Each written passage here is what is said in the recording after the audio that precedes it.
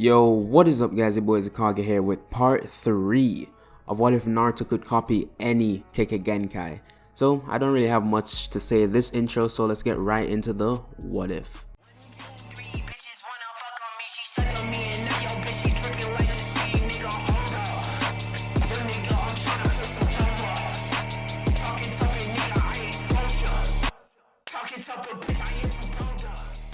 So we left off when Haku left with Zabuza's body after his fight with both Naruto and Kakashi. So the two walked back to Tazuna with Naruto supporting Kakashi since he did deplete most of his chakra, but not as much as Kanon, seeing that Naruto did piece Zabuza up. So they get to Tazuna and the rest of T7, and both Sasuke and Hinata have a bunch of questions for Naruto, mainly about how he has a Byakugan. But they have to focus on getting Kakashi to the Land of Waves for now. So Tazuna leads the group to a boat that would take them straight to his house, and during the boat ride, the fog surrounding the village, they realized it was like thick and barely visible the entire boat ride.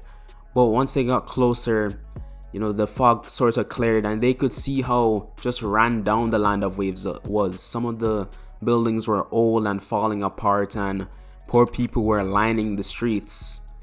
And to all of the members of Team 7, this was a huge difference from the Leaf Village that has been prosperous since the Third Great Ninja War. So there's no slums or there's no poor areas in the Leaf. So the boat gets to the shore and Tazuna leads them to his house. And when they get in, Tazuna's daughter, Tsunami, helped Kakashi to his room where he could rest. Team 7 got in and they were just, chilling, vibing at the dinner table, waiting for some food when Tsunami's son, Inari, came out. And this kid he's all bark and no bite. He just comes up saying, "Oh, you're all weak and Gato's gonna take you all down, no problem." And Team 7 is just ignoring him and he keeps mouthing on and on and on and on, but they don't care. We don't care. And eventually, Tsunami dragged him back to his room because he was getting annoying. So after dinner, Naruto went outside to train and he didn't realize, but he was being watched. An hour into his training session, Hinata and Sasuke came out to Naruto. He turned and to his surprise, he was surprised to see them and asked, "Do you guys need something?" And Sasuke said, "Aren't you an Uzumaki? How do you have the Byakugan?" And Naruto, he internally cursed himself for being so careless that they saw, but it was gonna happen sooner or later. They were a team after all. So he said, "Yeah, you saw that, huh? Well, it's my ability. I don't understand it fully yet, but I think I'm able to copy any Kekkei Genkai." And Sasuke raised an eyebrow and said, "How many have you copied?" And Naruto said, "Only 2, the Byakugan which you saw and a Sharingan." And Sasuke's eyes widened hearing this and said, a Sharingan? Show me." So Naruto, he didn't really mind and activated it. And seeing Naruto's red eyes just reminded Sasuke of that night he saw Itachi. Sasuke got visibly angry and Naruto asked, "What's wrong?" But he stormed back inside. And while he was inside, he was thinking about, how could Naruto have the 3 Tomoe and I can't even activate mine? So frustrated, the next day goes by and Kakashi recovers quickly and he gets enough time to teach both Sasuke and Hinata how to tree walk and water walk, both of which Naruto already knows, of course. So he does his usual training during this time, which is like calisthenics, bodyweight training, push-ups, pull-ups, those type of things. So 4 days after their encounter with Zabuza, and Team 7 is overseeing the workers constructing the bridge. Then a heavy mist rolls in, and they all know who this is from. Zabuza.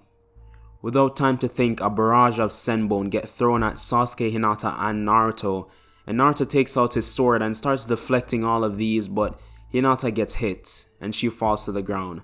Sasuke rushes over to check if she's okay while Naruto continues blocking, and Sasuke checks her neck, for her pulse, and he tells that she's still alive. He says at least she's still alive. But He gets up when the Senbon stops and launches a fireball into the mist from where where all the Senbon were coming from. But they heard nothing, so I guess it didn't hit anyone. So Naruto activated his Byakugan so he could see clearly and saw both Zabuza and Haku about to ambush Kakashi. Because it's so thick fog, they can't see anything. So Naruto uses Phoenix Flower Jutsu, and if you know this jutsu, it's like multiple fireballs shooting out. So 2 actually hit Haku and 2 hit Zabuza, knocking them both back onto the ground. And Naruto then uses Rising Wind Jutsu to clear all the fog, and now the bridge was entirely clear. Zabuza and Haku were slowly getting up, then Sasuke, wanting to show up a bit, he hasn't been able to do anything really. He hasn't gotten to fight, he hasn't done any of that.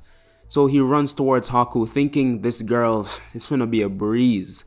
So Sasuke runs with a kunai, but when he gets close, Haku is already back on her feet and traps him in a crystal ice mirror. Naruto saw this, and seeing this jutsu, it's like a chill went up his spine. He felt as if he became stronger.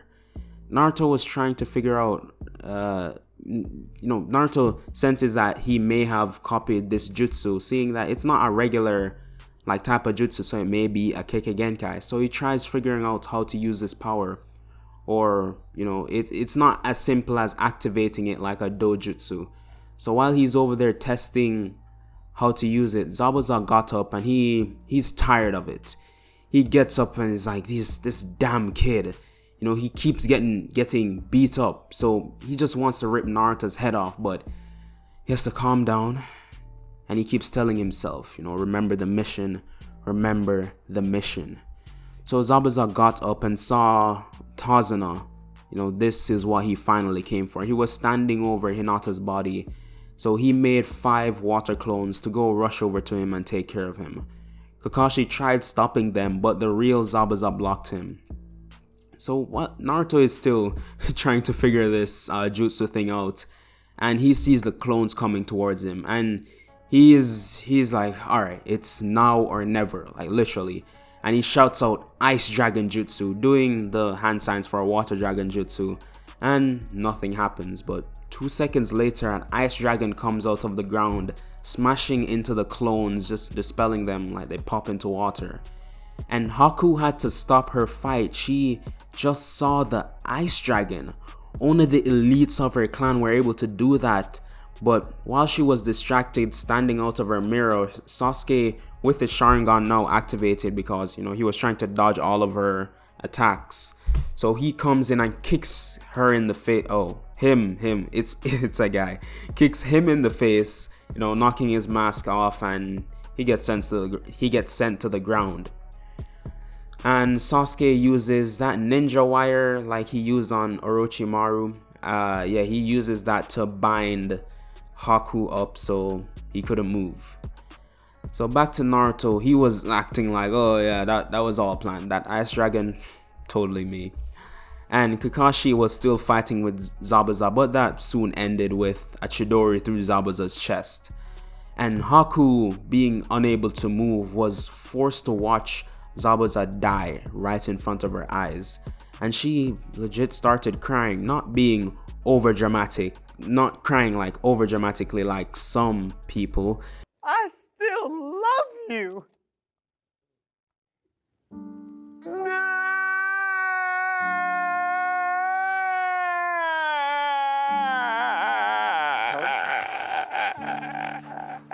She was just lightly sobbing, and Naruto was going to say something, but Gato appeared with his men. He started mouthing off about how he just finessed Zabuza and Haku. And this made Naruto legit mad. More than mad, this man was angry. So he slammed his hand onto the ground and a wave of ice shot towards Gato and his men. When the floor was completely covered under them, they started freezing, and in less than a second, their entire body was frozen solid. He then used a wind-style jutsu, Gale Force, to shatter them into pieces. Sasuke, Kakashi, Tazuna, and Haku were all staring in awe at Naruto's power. He easily took down at least 100 trained mercenaries. They may not be ninjas, but were still skilled enough to take over a village in only one move. I mean, the second wind style was just to make sure they all died, but still. And Haku just couldn't fathom words. No one in her clan has ever shown such proficiency with the IzuKage Genkai. And he didn't even use hand signs. So by now the villagers came to fight, but they saw Naruto take care of all those thugs and they begin cheering, celebrating. And after a bit, Hinata woke up and she was confused. Like, she woke up to this old guy standing over her and people cheering for no reason. Like, weren't we just being attacked? Anyway, she gets briefed on the situation, and back to Naruto. He went up to Haku, who was still crying like over Zabuza's death, and Naruto said, "Don't feel bad, I'll make sure he has a proper burial." And Haku shot back like, "He was my master, the only person who had ever cared for me. Now he's dead." And Naruto said, "No, Haku, all you ever were to Zabuza was a tool." Really him. You're a victim. Here we go, CSI. Now you can die with him or come with us. And Haku stayed quiet, but Naruto took him with them anyways. And a day later, the bridge was complete and they still called it the Great Naruto Bridge. I don't see any reason why. They would be even more inclined to call it that now, seeing what Naruto just did. So on their way back to the village, Naruto was carrying Haku on his back. Remember, he's still bound with the wires, so he's carrying him, I don't know, like a backpack or something. So while they were walking, Haku said, "Will I be thrown in prison?" And Naruto replied, "Well, I can't say that. You see, I'm not the most liked person in the village, but I know Kakashi can help." And after that, they get back to the village, and while they're walking towards the Hokage mansion, Naruto is constantly getting these dirty glares from everyone as he walks. But he ignores this, he's used to this. But that doesn't mean his team didn't realize, and they kind of feel bad for Naruto. Like, it's not them being stared at, but they feel how uncomfortable it is, like feeling like the whole village wants you gone. Even Hinata, and the reason why Hinata has been standoffish from Naruto was because her father told her that, Naruto is the reason for her mother's death. So in this, yes, Hinata's mom died protecting her from, the Nine Tails. So yeah, that's why she hasn't really been the biggest fan of Naruto. So they get to the Hokage's place and, they collect their rewards from the mission, and Haku is placed in prison for now. And Naruto, he leaves and he's on his way back and he bumps into an old friend, Mikula. He says, he's like, "Get the hell out of my way." And he goes to shove Naruto, but he dodges and goes behind him and kicks him in the back. And the villagers seeing this, they're not taking this at all. They're like, "How dare you hurt him?" And they start throwing stuff at Naruto. And Naruto at this point is getting irritated and he just, Naruto knows they will all eat their words someday. So he sprints back to his house, hopping from buildings, on his way, and he eventually gets home. And he gets there and Kakashi's already there, and Naruto is wondering how. Like, they left the Hokage mansion at the same time. And he's thinking, like, I really need to have this guy show me body flicker. So not much happens after that, and he does his usual, training, eating, and then the next day rolls around. Kakashi calls his team for a meeting, and they get to the training ground, and Kakashi says, "So I know all of you have been training really hard, so now it's time to finally prove yourself in front of everyone. The Chunin exams is in 2 weeks, and it's finally your chance to be promoted, so use the time to train." And they were all excited, but didn't show it, and immediately got to training. Sasuke training on his own, actually using some of the scrolls from the Uchiha library to gain some new fire style techniques. Hinata didn't do a lot, just basic training, not anything ridiculous. And Naruto does his usual like high intensity training, like body weight training. You see, Naruto, he just works on his body, reflexes, speed, since he doesn't really have to waste his time learning jutsu. So fast forward 2 weeks and it's time for the exams. Naruto is walking by himself towards the exam hall and he sees a group of sand shinobi picking on Konohamaru. Naruto was going to walk past because he could care less about anybody associated with the Hokage, but he's only a kid. So as Kankuro was lifting his fist, maybe about to punch Konohamaru, Naruto grabbed it and told him to let the kid go. Kankuro laughed and said, or what? Like, why your hand moving? If you guys don't know that meme, then I'm just probably being dumb. So Naruto says, or this, and he activates his Sharingan and puts Kankuro under a Genjutsu. And to him, he's stuck in the middle of a desert and Gaara keeps attacking him, in his mindless Shikaku state. And this goes on for months, at least to Kankuro. But in the real world, only like a second passes and Kankuro just falls to his knees sweating like crazy. Gaara then spoke up, "Alright Kankuro, leave the kid alone." Naruto looks up to see who's talking and he felt something ominous coming off Gaara. So Kankuro these K names, Kankuro let Konohamaru go, and while all of this was happening, Tamari went off to buy some drinks, and when she came back, she saw Naruto, and she saw how toned my boy was. Like, she could barely keep herself together. Like, I might put up a picture of Naruto right now. That boy been hitting the ninja gym. JK, he isn't like that muscular, just like a gymnast. Like, he has more lean muscle. So Naruto, he notices Tamari and he looks back and he gave her a smile and just walks off.